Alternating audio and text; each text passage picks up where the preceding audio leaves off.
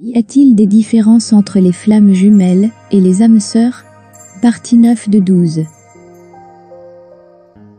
Partie 9. Différence entre les deux termes. Le terme de flamme jumelle ou d'âme sœur est un concept très spirituel qui laisse souvent les gens perplexes. Beaucoup se demandent s'il y a vraiment une différence entre les deux termes. La réponse est oui, bien que les deux termes soient souvent utilisés de manière interchangeable, il existe en fait quelques différences essentielles entre eux. Tout d'abord, la théorie de la flamme jumelle affirme que chaque personne a une autre moitié, qui est le reflet de son âme. C'est donc l'idée que chacun a une contrepartie parfaite, et que ces deux âmes sont liées, et se complètent mutuellement. En revanche, la théorie de l'âme sœur affirme que chaque personne peut avoir plusieurs âmes sœurs, des personnes avec lesquelles on établit des liens émotionnels forts, et que l'on peut rechercher comme partenaires dans les relations.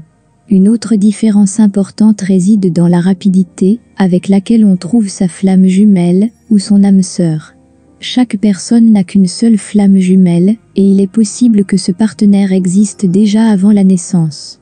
Mais on ne peut trouver sa flamme jumelle que lorsqu'on est prêt à relever les défis du voyage spirituel et qu'on travaille sincèrement sur soi-même. En revanche, les âmes sœurs peuvent être trouvées au cours de la vie, et il n'est pas nécessaire de s'ouvrir au préalable sur le plan spirituel.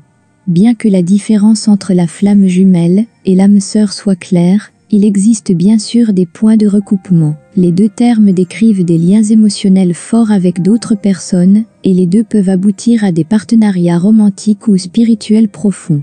Dans tout cela, il convient toutefois de noter que la principale différence entre les deux termes est la suivante. Alors que la flamme jumelle correspond à ton âme, il peut y avoir plusieurs âmes sœurs et chacune d'entre elles apporte quelque chose d'unique dans ta vie.